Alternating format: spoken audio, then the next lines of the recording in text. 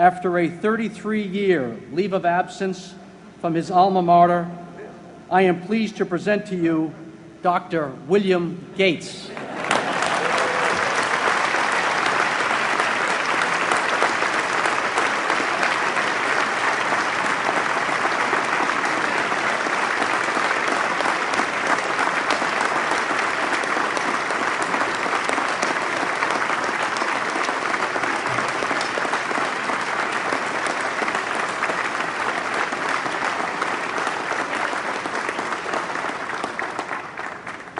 Thank you. President Bach, former President Rudenstein, incoming President Faust, members of the Harvard Corporation and the Board of Overseers, members of the faculty, parents, and especially the graduates.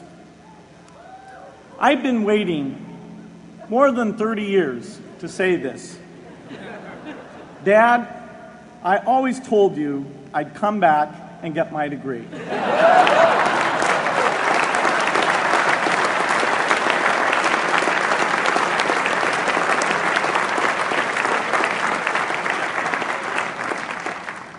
I want to thank Harvard for this honor.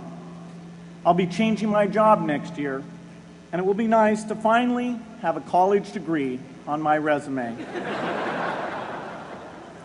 I applaud the graduates for taking a much more direct route to your degrees. For my part, I'm just happy that the Crimson called me Harvard's most successful dropout. I guess that makes me valedictorian of my own special class. I did the best of everyone who failed. But I also want to be recognized as the guy who got Steve Ballmer to drop out of business school.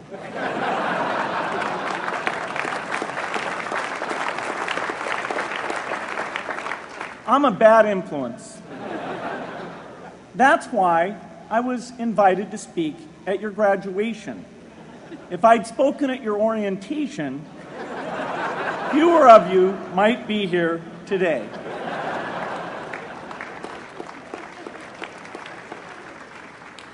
Harvard was a phenomenal experience for me. Academic life was fascinating.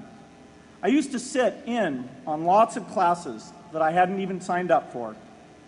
And dorm life was terrific. I lived up at Radcliffe in Currier House. There were always a lot of people in my dorm room late at night discussing things because everyone knew that I didn't worry about getting up in the morning. That's how I came to be the leader of the antisocial group. We clung to each other as a way of validating our rejection of all those social people.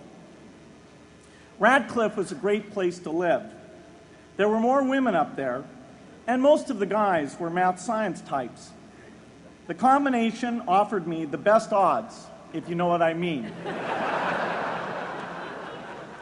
That's where I learned the sad lesson that improving your odds doesn't guarantee success.